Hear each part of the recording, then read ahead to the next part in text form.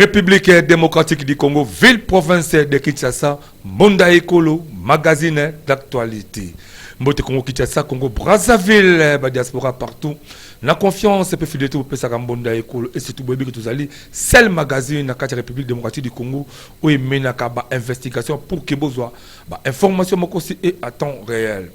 Merci à nous de Kobo Benga de partout pour la Rolukakoye, aussi le fonctionnement abattoir et Zalaka. Naïb Sarabino toujours que émission de Sala Mikolo, si Jésus dépend de rapport dans ma voice nabino, dans ma message au bout de l'Arabiso. Si on est au côté de ma bourgmestre, il y a Tchangou presque surtout, tout côté de Bango, le besoin qui va bien nous nabino. Et bande comme ma tête, un rapport dans au Italie, conditions sociales, la minute à ma tête, benga qui imposa qui, tout côté de la bourgmestre, la minute à ma tête, tout côté de la qui n'a lobby, bon là qui va émission de l'auto, le machine à la télévision. J'espère que vous avez une réponse, mais cela ne nous interdit pas encore d'aller plus loin pour que la réalité est belé. Et bien, les gens qui sont dans l'Italie, fonctionnement abattoir, puisque vous savez, constat, c'est que net kaka, ça semble aller ou pas. Mais, dans ma question, dans ma voix, c'est tu promets que tu as ça, tout au coup, dans l'administrateur, il y a abattoir, ou assis abattoir, tu as la ville province de Kinshasa, pour que tu sois là, tu aies fonctionnement, gestion, est-ce que abattoir, est-ce qu'on appartenir dans privé dans l'état congolais, est-ce que abattoir est fonctionnaire et contrôle la carte partout dans la ville province de Kinshasa? Est-ce que réellement que abattoir a fonctionné dans service nini? Il y a un peu de sali fort tout au coup là.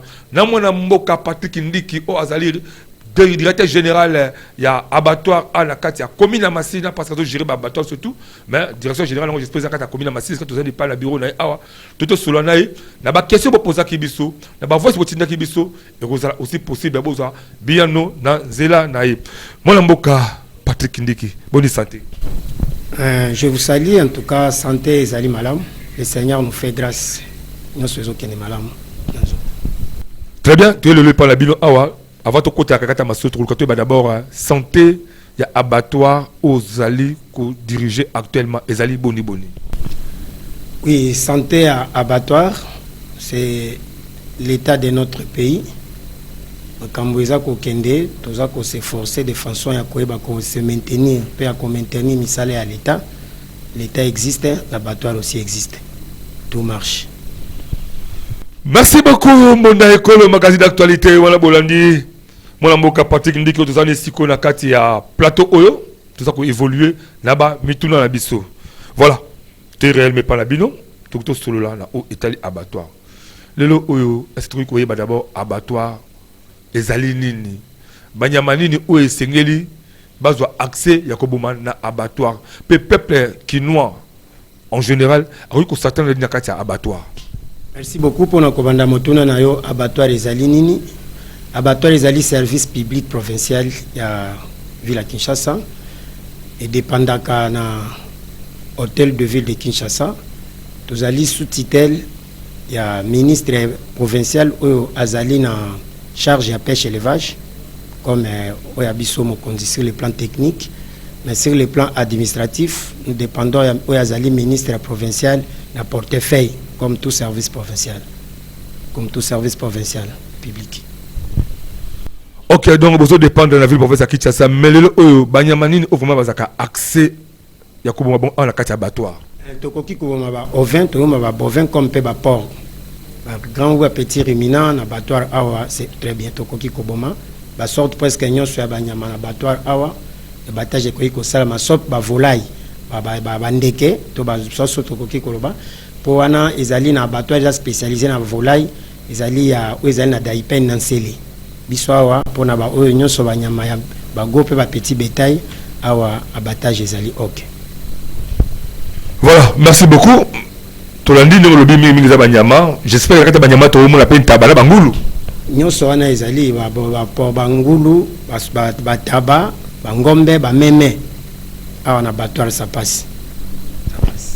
Voilà, merci beaucoup Bolinga Boye. Comment est-ce que Banyamani au bazar accès à comment bango à la carte abattoir qui somma tangi Banyama presque surtout sauf ba volaille passe ba volaille au bango na niveau ya daipen. Maintenant il basiko niveau gestion na yo.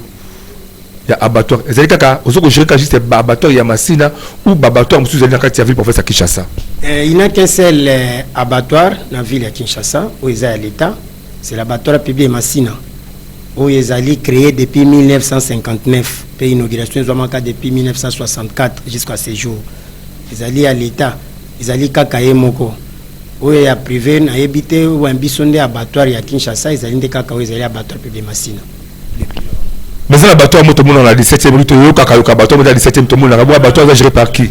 Ce sont des associations ya ba privé oyo bazali ba boucher pe ba fermier nde bazwa mikanda ya l'état basalela pe makambo na bango na ndenge ya privé. Biso atozali public ba bazali privé. Donc wana ezali l'état te wana ezali bato mais baza ko dépendre na mibeko ya l'état mais biso toza totalement l'état. Voilà. OK. J'espère que ils allaient aussi parmi des questions parce que abattoir ils ont un service à l'état ou bien un service moko privé mais je crois que vous pouvez répondre que ils allaient service moko à l'état. Même toi parce que service où ils ont la carte abattoir avant de poser une question monsieur. Excepté biso va chargé de mission tozali titulaire na adjoint ngai titulaire tozali na service du personnel tozali na service vétérinaire tozali na service ya babatteur bazali pour l'abattage. Donc abattoir c'est le seul lieu où on moto akoki koya pona ko se procurer d'une viande qui est d'abord saine et propre la consommation na moto. C'est le seul endroit c'est l'abattoir. OK, alors comment de côté siko to bana ko lokatu za ma réponse wana ya pesa ba service au tant que service to service vétérinaire ils allaient service pesa confiance na batu mais tout le monde a lelo oyo surtout comme ngonga ba fête surtout mingi motu surtout a comme besoin ali ya ngombe pe ba teki ngombe ba komaka ebele. Comment est-ce que bino abattoir bozo ko arriver na ba service na bino wana ya ba vétérinaire ya ko identifier de sika ba ngombe zali ko boma na ba cité pe ko yeba si réellement que ba ngombe wana eza ba santé malade pour population akwa ko consommer ngo. Je suis très content na motuna otuni. Abattoir pouvoir nango eza limité na juridiction ya espace où ezali abattoir où ezali. Bangombe abattoir ebomaka ezali nde ba particulier bayaka na bangombe nango. L'abattoir n'a même pas une forme de proximité. D'une manière générale aussi l'état je ne sais pas ce qui passe na bangombe to na bangombe te ezalaka bangombe ya ba particulier bakoki kozala na ba commande banango na ba alimentation to na ba boucherie na bango bakoya awa basalis babomisi ngombe na bango babomi bafuti oya bango taxe biso to procéder par l'examen. Le plus grand rôle ya abattoir c'est garantir la sécurité alimentaire ya biloko tozali koboma soki boye na banyama liboso ba vétérinaire bayambaka yango batali nanu nyama wana est-ce que azali santé malamu to te soki ba constater ba kotisi na baloge mokolo ya proclamation mpona baboma nyama oyo baye lisusu batalie babomi nyama na sima ya koboma nyama ba vétérinaire bayaka lisusu po batala soki nyama oyo parfois bombi basini ya ba maladie na kati ya nzoto omoni biloko toliaka nde mingi memelaka biso makambo na nzoto. Plus de 70% selon les experts, il y a des maladies en zoto, et ça coûte un biloko tozali kolia.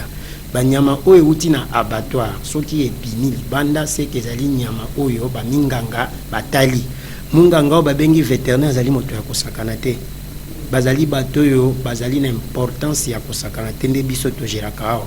Biloko mingi batu bazali kolia na balabala sans que minganga oyo ba nyama batala ezali pasi pe ezali komema ba mikakatano mingi kati na mboka.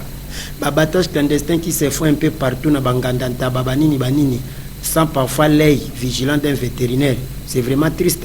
Mais ici à l'abattoir, lorsque vous amenez votre bête, ce qui examine est alicié de nyama oyo to musuni oyo et bongisa mite pona kolongono ya moto. Biso awa on établit un PV de séjour et destruction sur place. C'est de cette manière que nous empêchons que baninga na biso bato bakoya na maladie. C'est-à-dire nous pratiquons une médecine préventive. Parce que ceux qui tolekisi yango nde komona baminganga baswanyaka bato bakiri to bato kotonda na bopito. Donc awa soki ozwi mosuni olinde nyama ekokaki penda nde kolia. Donc nyama oyo uti na abattoir okomona bati yango caché bakoma abattoir public de Masina. Wana ezali penda certifié une viande fraîche, saine et propre à la consommation. Mais oyo ezali koleka na babalabala yango peza kosala ke awa rarité abattage ezala. Omona bato baye na babiloko na bango bakoboma boma na babena banzela na bandako na banganda eza kosala mwa pasi nzoka esika oyo penda esingeli bato leta tindika be bato ezali awa soki bapesaki biso pouvoir ndenge miko awa sikoyo tomoni ministre na biso son excellence Chimankinda aza déjà kobongisa ba mikanda pona koyeba ko élargir ya biso pouvoir ya koluka ba matraquer bato baza ko bebisa population ko pesa bango biloko ya mimabe na nzela na ba wenze na banzela banganda tabana ba balabala to na bandako nde koyeba ko pesa ko vulgariser likambo ete bato ba yaka na abattoir public ya Masina et bemweli oya banzela wana tokoki ko déléguer pe certains vétérinaires et certains abatteurs pona ko sala mo ba tuerie quelque part atana moi misika ya abattoir de façon que soki nyama yeye examen et de kakanan soki te ezali kaka mo mpasi ezali mo mpasi. Waouh, vraiment tout c'est bien la motuna wala tout c'est bien la biano la bino mais est-ce que malgré tout kota ke bozali kaka na Masina Kinshasa ezali munene na bino moko d'abord na organisation moko interne. Est-ce que beaucoup de créer stratégie de mon côté, moi bah sécuriser ça chaque commune de manière que bandeko ba teka lokola ba tabac na ba ba tabac ba bar partout, ba les carabaniens ba tester bon pour que population soit consommation moi malamu ya ko salela. Oui, vulgarisation à l'interne biso toyo kanaka to ko za deux trois vétérinaires semaine to tindi bango bokende kopesa sangwana. Ba yebi ka abattoir ezali. Mais oyebi ete soki ba temo ata mobeko soki ezali. Mais mesure ya ko appliquer mobeko wana ezali te ala capacité pour la moto asil sa asa likambwana biso to kendaka lokola to za ko information ya ko supplier bato baya en réalité soki l'état telami na mibeko na parce que mibeko ezali ko interdire ba battage clandestin qu'on appelle ezali mais la mesure de applicabilité parfois nde eza kozanga so ba faut les matraquer faut les pousser parce que population des akolkande na mbeba faut ko tindika bango baya wanyamo ebimi na kati ya abattoir nde ezali nyama ya kolia nde nyamo moto akoki kolia sans inquiétude. Nous avons des médecins vétérinaires ici expérimentés, nous avons des abatteurs ici expérimentés, nous avons un personnel au gamme pour na makambo etali nyama pe kolei sa population esengeli. Partout ville à Kinshasa atako ezali monene mais ezali ka Kobemoko, ce n'est que la ville province de Kinshasa. Nous avons 24 communes. Je peux sillonner ça même toute une journée. Et pour empêcher le côté aéroport les amoko est-ce que moto auta kama campagne kendaka azwakate kokendaka kaka donc soko ozana nyamata ozali na ozone ata ozali na mpo koma awa bien que tozana ba problème ba embouteillage mais okokoma kaka c'est votre santé nyama na yo kolia na ndako ndeko esengeli na yo ndeko azali vétérinaire oyo penda atala yango pe siko bakoki kotaela sans inquiétude il n'est que l'abattoir ici c'est un service de qualité. Ici, c'est garantir la sécurité alimentaire que beaucoup ignorent. Les médecins vétérinaires sont très importants. Très important de Mopandisango. Merci beaucoup. Toujours continuer ma solo moi na mboka pa technique yazali DG ya abattoir ya beaucoup plus ya tozana kata abattoir ya Masina to sura na en rapport na ba question botuna biso to ba nyama obolia to zolia na kati ya bangombe tout cela soki eza vraiment ba nyama okupesa biso ba assurance état santé toujours ba détail nango moi na mboka pa technique question mo elinga isuna mutu makasi ozale mais tango koti ngai paniquer oui vous êtes à l'aise mais en rapport vis-à-vis de la question non mais question yo kotuna ngai na rapport à mosana zali ko sala to na makambo na koki ko bana kozanga ko yanula pona ni na ko yanula na we sengeli ko yanula très bien motuna ngotuna bino zali boya lelo oyo toza ko mona banyama baza ko kota ebele na nzela ya Congo central na nzela ya Bandundu na nzela pe ya Bamabongo na cadre toujours ya ko nourrir ville province ya Kinshasa kota ni surtout ça les mawana est-ce que vous avez la capacité ya ko gérer tous les points aux aba entre côté banyama arrête ville province ya Kinshasa tout qui le extrêmement qui n'a apprécié au pouvoir wana mais pourquoi pas on va s'adapter puis on va travailler comme il faut. Mais au début, il y a des port de service vétérinaire et un port Ezali, si on appelle élevage Ezali. Il y a des kokota na nzela ya mutuka toza pe na ba quarantaine Ezali. Biso awande ekomela biso. Mais oyo nyonso tozali nango un peu partout. Na o etali ba nyama, na fandi na ma ba vétérinaire moi mingi. En tout cas, na koki komile ya bilela lelate. Et puis na koki ko apprécier nyama te po na tali na miso boye azali ya ko vimba mafuta boye no wana bato alibanda. Mais babiso baboete nyama wana fo vétérinaire a confirmé ngai faut que le vétérinaire puisse certifier que nyama oyo to musuni oyo esengeli nango ya kolia ezali musala ya malamu ya kosala. Vous savez que l'abattoir aussi c'est un service à caractère social, c'est aussi la santé. Ah mais oui, tozali ape pour la santé ya bato soki balei malamu te koshokolo eza kozela bango soki balei malamu te ba tuberculose eza kozela bolanda banyama po baza komona bango banzoto wana te babombaka ba maladie ebele kati na bango pe ba maladie yango bon asupposé bozwi nyama moko par exemple ezali na tuberculose mais bokotala nyama boazo komona na apparemment za na nzoto malamu nyama oyo epesaka maladie ya tuberculose wa ba bacille de coque oyebi ete pona ko détruire ya microbe wana faut plus de 100 degrés Celsius. Vous comprenez? Or que biso avec dans notre ménage to suka kana ba 100 degrés lemsuma yetoki biloko ebeli mais soki siko nyama bongo ezali na kati ya biloko tokoki kolia.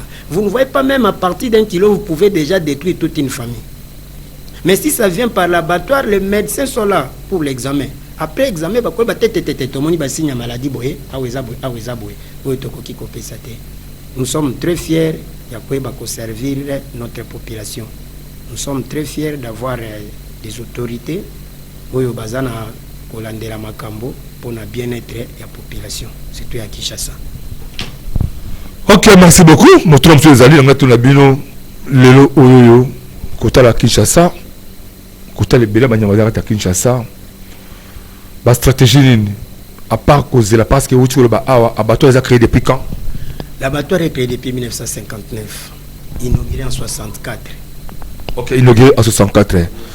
Quand on a vu professeur Kinshasa, bah vétérinaire baza ebele. Quand on parle de vétérinaire, tout le monde va tout soigner banyama puis costa par exemple tel banyama. Est-ce que au collaborer avec vétérinaire sur Libanais privé pour appeler ça yo rapport banyama au bomara Libanda?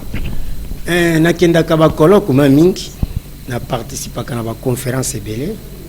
Concernant makambo tozali koloba oyo nakoki kolanda bango na koyoka mais moi mon rôle ezali kaka suka na abattoir nyamo ezali libanda soki nakutani na yango nakoki ko imposer te nakopesa conseil c'est apprendre de laisser vous voyez mais quand ça vient ici wana ekomi na compte na biso ya koyeba ni tokosa nti kosala parce que même na ba commune il y a des vétérinaires communaux, il y a des inspecteurs vétérinaires communaux bazali ok, il y a un peu partout bazali. Mais awa wande zali sika oyo foba boma nyama. Una bango baza kota nyama mobeso ya kotelema. Mais biso ba batali mobeso pe ba bomi. C'est que awa zali miroir. Miroir nde zali abattoir. Nde sika okoyeba ete nini ebatamaki. Parce que nyama tango bas ba vétérinaire basala ka examen mibale. Par exemple, le bengi examen ante-mortem, c'est-à-dire avant l'abattage. Et l'autre examen c'est examen post-mortem na sima ya koboma. Ante-mortem azali na bomoy post-mortem tango babomi bokomi ko contrôler ba organe. Voyez bokoyi ko tel apparemment zala ki malamu mais organe bomba ki ba signe ba maladie de médecin vétérinaire ko ya ko détecter ko ba keno nyamo ezali malamu to ezali malamu te. Une partie totalité dango ezali pour ko détruire. Voilà. Mais na kota la seconde boyo moko en étant DG ya abattoir. Tant autant ba commercer ba nyama. C'est no bino ni ça ke bango ba kima ko kota ba nyama à la kata abattoir. Natikali koyoka te ke bango bakimi te koma libanda ne veut pas dire bazali kokima piso l'abattoir te c'est le contraire ezali moto omoni tango aye na nyama bazo ko accuser babiki na abattoir bozara lo koso soki mutela nyama ne a d'abord ba taxe nous ali cher et pas ba taxe cher boza esprit soutien ko kabola nyama lo ko divisé par deux. Cette taxe là élevée ça m'étonnerait. Parce que l'État n'a pas que l'abattoir aussi c'est un service à caractère social. Même dans ma cambouitali taxe à abattage, ça s'élève à $5 équivalent francs congolais pour abattre une bête. Voilà, ça s'élève à $5 équivalent francs congolais. Et puis service n'a pas service où les service à malam ici quand koboma nyama na ebité à part na abattoir plus de machine. Na ebité ezali wapi? Tozali na mwa baloge na biso, tozali na mwa espace na biso, tozali na salle na biso ya abattage, tozali na ba minganga, tozali na ba bater. Tozali na ba service approprié. Ne faut ko tindika bango. Mobeko moto nyonso alingaka kokoya na mobeko te. Mobeko nyonso pa lingaka pe ko sala yango te. Faut kaka ko tindika. Nde ba ba ko. Ça y est, auti par exemple, a komi na libongo, abimi na libongo, avandi na barumbu, atala malu. Ya ibike wendeze zala maluko soki tindikete kenda abattoir ko maka sika zalite ba oyo bazala soki ba tindikete kekene na abattoir ba sali eloko te osala akoboma nae yango biso to senga ki pe na ndeko kondina biso ntima son excellent Chima Nkinda kutu yenda talisa kibiso et aux malam abattoir à Fongola ba tuerie un peu partout dans la commune. Voilà. Là c'est vraiment des tueries. L'abattoir ici mais ils ont un service nango quand même un peu partout dans la commune pour na balandela kam ça va aménager moi un espace moko avec excellence Chima Nkinda eza ko salama pour na mona ki déjà projet wana katinae et to sepela ki makasi et pour permettre biso peto s'ouvrir encore et davantage. Vous avez appris déjà sur la créer stratégie, on a agent, vous avez appris le cas vétérinaire routine partout.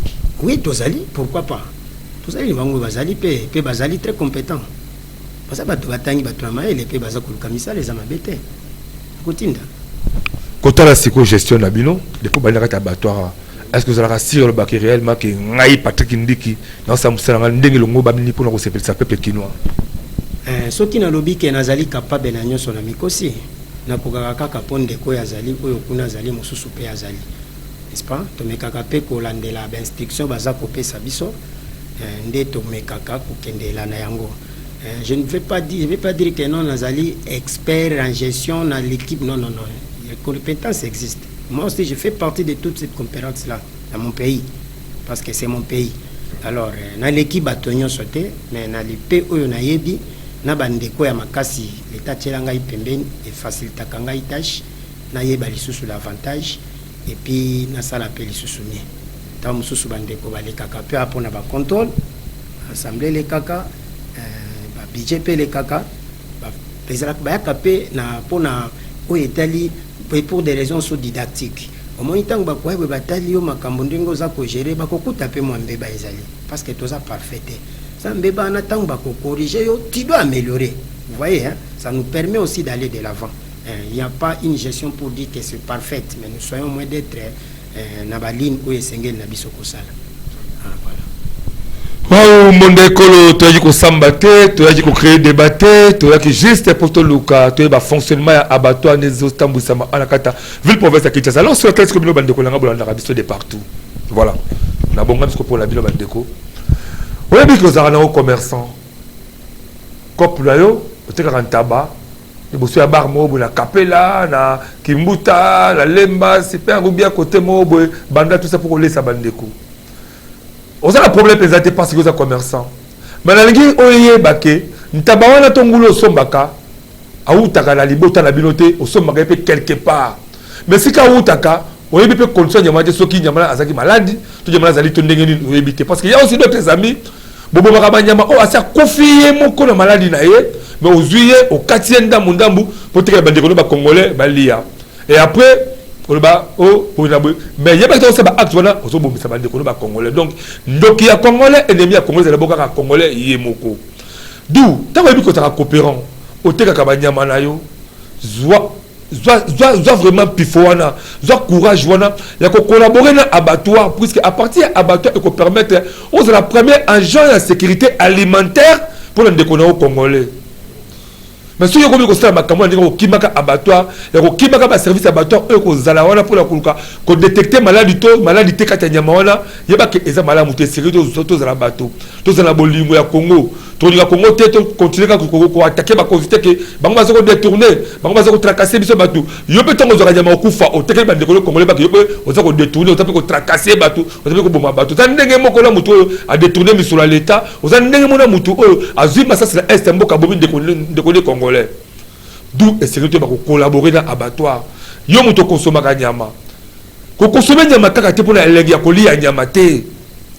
Ko consommer ngombe te tabangul te pour la legi kaka pour consommer na masanga te. Luka oye ba nyama na réellement est-ce que nyama wana azaki détecté ba contrôler la abattoir pour que dans santé malamu parce que mongo na yo pe ko peso malade dans auto.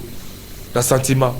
Tout wana ezali parmi ba question tout na kibiso tout ça mo mboka Patrick Ndiki o azali DG abattoir zo contrôler ala commune ya Masino ezali bateau abattoir c'est moko ya l'état congolais la cadre de la ville province ya Kinshasa. Mo mboka Patrick Ndiki la yo la caméra wana o tala bande ko no ba kinois o lelo o ba kuma ko lia nyama bilialia o kedina ba kingasa na suka o kedina ba bandal o kuma mutu moka bomba kantaba asa kati taba mike ati meska bomie to mona kate message de ko lancer pas de ko no ba congolais ba message ko suma ba nyama wana merci de comme pandisango bokeba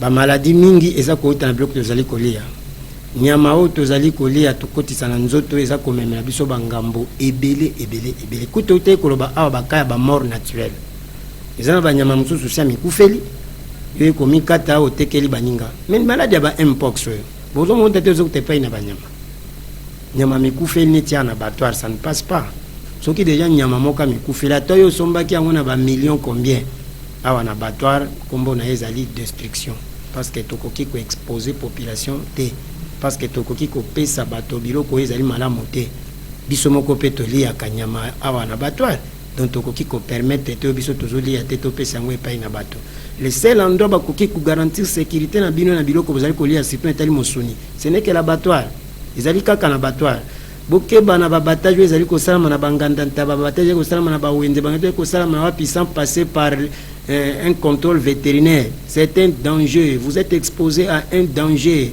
et senge na bino ko poussa na pembeni ko tuna tolipe ko luka misala ya abattoir nde esunga bino na makambo etali kolia musuni nyama ezali ya yo mais population zali ko servir ezali à l'état par conséquent faut l'état tala biloko nini batone bakoki kolia par conséquent faut balekisa mo nyama nyonso na abattoir avant abattage o ezali jardin zoologique te abattoir ezali peut fermeté c'est un lieu pour abattre après l'abattage c'est la consommation c'est que l'état azali na importance makasi ya kosunga ibota na eto population na bali ya nyama malamu yo ndeko zali kopesa bato banyama si ekufi yo mto zali kopesa bato banyama oyo parce que yo moni na miso ezali eza nzoto minene sans que les kanakati ya la service vétérinaire net na abattoir boye yebaka ete ozali lokola motomboki ozali lokola moto azali kosala crime parce que biloko tozali kolia ezali komemela bato makambo ebele na nzoto. Nanga tu as une question moko ndeko na ngai avant de kena moko sukisa kichasa ko munena kichasa lelo o bali kusoza balutendele partout mais kota ndenge basomba kanyama lelo ka bato za moko na masina mutalonga lutendele ati masina kusoma nyama eza pas parce que monga tatwa ko boma kuteleki monga valeur 1 kg est-ce que oui ko pesa ta moi message mon côté na ba vétérinaire en rapport à ça ba ça ba collaborer na ba découvrir ba nyama en attendant que excellence tima qui na exercice na ye abimisa mesure eux ko permettre que ba sécurité nous dans ba commune surtout. Merci beaucoup. D'abord nous sommes conscients qu'un kilo de viande vaut beaucoup. 1 kilo de viande déjà coûte à peu près 25 000 à 30 000 francs. Avec le pouvoir d'achat à peuple congolais, c'est difficile. Mais tout ça parce que l'abattoir n'a même pas une forme de proximité. Ce qui est abattoir avec une forme de proximité, il y a un créer service commercial. Il y a un peu partout dans les marchés urbains. Il y a un point de vente. Comme vous allez à l'état, à côté quand on a pris mon raisonnable. Mais les commerçants, ce sont des particuliers. Ce n'est pas à nous de fixer le prix. Vous avez bisoté. Bisoto ko fixer prix. On est allé écouter biso à abattoir. Oui, c'est 1 kg $10 tout ça. Si on a 4 de mutaouche dans le tendele, on a besoin de nyama. Na aya masina ay ko bi passer pour le transport parce que mon a ko bi transport, il dit même mon valeur 1 kg. Est-ce qu'il n'y a pas moyen de collaborer avec les vétérinaires pour partout pour aider nous pour checker la caméra? Oui, les alliés service déjà, merci. Les alliés service déjà l'été, ça la manque. Partout où les alliés ont entré à Ville à Kinshasa, même Nandela na Mai, même Nandela na Pepo, même Eza Nandela ya Makolo, to ya Mituka, ba service les alliés, ba barrière les alliés, balandaka. C'est que ce qu'il y a mes côtés déjà à Kinshasa, on suppose que pas ça qui n'a examen. Faut ba benga examen antemortem non tu peux expliquer au côté la nyama parents azali malambule kisa po nyama ba moni déjà azali mabe na miso boite ba okoti sango Kinshasa te ndenge ba net ba service ba quarantaine na molu ezali ba service ezali atana ba port fluvial à Kinshasa okoleke kolekate mais ce qui ba lekisi c'est que premier examen c'est bien mais tango akokoma na abattoir tokozongela lisusu premier examen wana pe examen obango ba kosala te ezali oya biso to sala ka deuxième examen expertise maintenant ya viande wana nyama si babomi biloko yo bino bomona ki te na miso tango ezalaki koleka nde biso toyaka ko détecter vous voyez donc c'est tout à fait normal so comme on nyama déjà balekisi on suppose que eleka ki déjà na contrôle ya liboso ya kozongela ngo pe ya mibale nde akakosala ma là on certifie que c'est bon ou pas bon. Wow, merci beaucoup. La série notre thème là, qu'est-ce que maman mukeli bosso bo. Ya to sur siko likambo ya litoi nanu. Moi liboso wa, to thème ta liboso mbesa la yo soko ya tawa. Mateta. n'est-ce pas? Tout ça, c'est mon conseil à face, c'est beau. La biso, problème exacteur. Au katabiso. Ah! Moi, je suis parti qui dit en qualité, la bino aussi, je me rappelle Adkin, hein? Comme si on est là, Katiangalo. Très bien. Bonne collaboration à Adkin, na moi, la Moka, excellence, Tima Kinda actuellement. Merci beaucoup. Pour ndenge tozalia na ville ya Kinshasa surtout na Tchango. Oya yebi adikinité na ebité kolobani mponaye. Laissez-moi vous dire la relation entre son excellent Chimankinda et la Dikin ezali kitoko makasi. Pourquoi? Parce que le patron de la Dikin, excellence Flavien Koumissourou, yemoko avandi sabiso, azali na soutien total et pas yandeko nae son excellence Chimankinda. Bongo biso ba oyo tokolobani. Aucun problème, il a notre soutien total, surtout dans des actions qu'il est en train de mener ces derniers temps dans la ville de Kinshasa, plus précisément dans Massina. Biso to ali pour le développement, makambo azali ko sala ba salubrité, ba vulgarisation et même makambo ebele tokoki ko zala kalango kat boyeka kate. Il a d'abord le soutien de Flavien.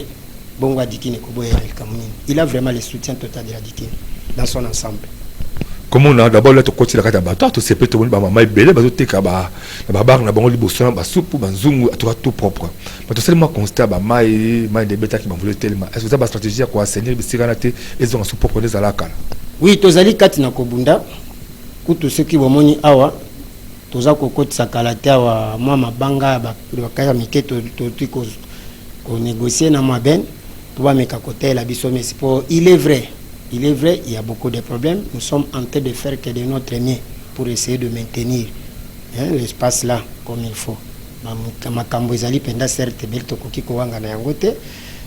Mai ezali ko déranger mbula beta mata kita bo toza pe pembenya mai tamdena ndenge mabele tozali na yango mais nous allons faire de notre mieux de façon que ezala quand même malam pe courant d'espace quand même atteint.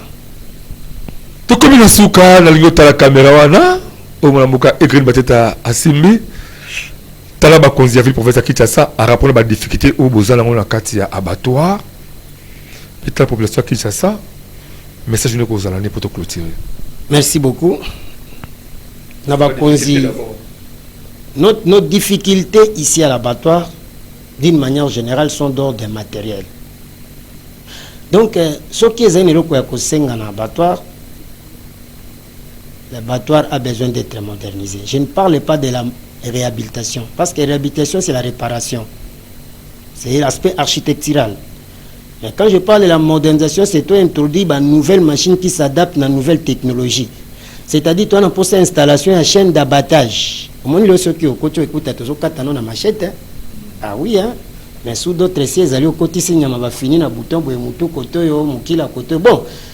Donc, tu as comment on a projet Moko Boye. Et pas il y a son excellence Chimankinda Jackson. Oui, a contacté qui va constructeur des abattoirs européens. Alinga qui a Chabisona Bango en contact. Na bandi ko aboutir. Na bandi abattoir Oyo au travers les patrons de pêche et élevage actuels. Na moni makambo ya avec la Kinshasa bien sûr. Mazali na projet moko malam pona ko eba ko nouer partenariat biso na ba constructeurs abattoirs au bazali na Europe occidentaux bakoya na bandi tokosa na bango pona modernisation l'abattoir ya abattoir au ndio komona makambo eko changer. En plus il y a modernisation abattoir, l'abattoir a besoin de la création d'une ferme de proximité. L'abattoir doit avoir quand même ce bête.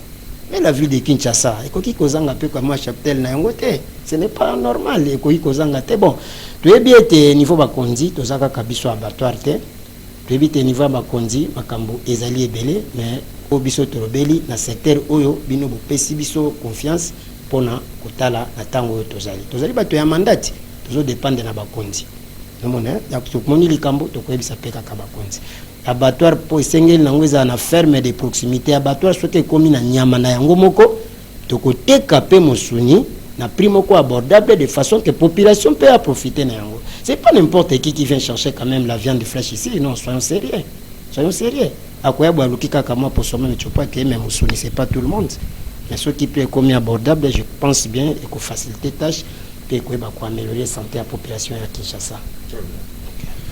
Voilà, merci beaucoup. Ça a été vraiment un grand plaisir pour nous. Monda Ekolo, magazine d'actualité, Kokutana, DG Abattoir, Mwanamboka, Patrick Ndeki, Kotuna, Patrick Mbiki, Kotuna, fonctionnement. Il y a abattoir, il y a ville professeur Kinshasa les années. Bon, j'ai ma question, vous pouvez ça qui me tout tenir, peu, bon, bien. J'espère que tu se retrouves dans votre équipe, dans le moment où tu as un déficit, c'est ma question, tout de temps à autre, tu vas la cause, on a capoté tout na caille, na ou Italie, Banyama. Merci de vous avoir Patrick. Merci sincèrement. Merci beaucoup. Continuez de s'abonner massivement dans notre chaîne YouTube Mbonda Ekolo officiel chaque jour Ngoy TV 19h45 7h 14h plus si Shalom TV de 22h aussi et 11h15 sur notre chaîne YouTube Mbonda Ekolo officiel et sur Absi Télévision. On se retrouve prochainement dans un autre numéro avec invité Msou Yassika. Bye, je vous aime beaucoup plus. Ciao.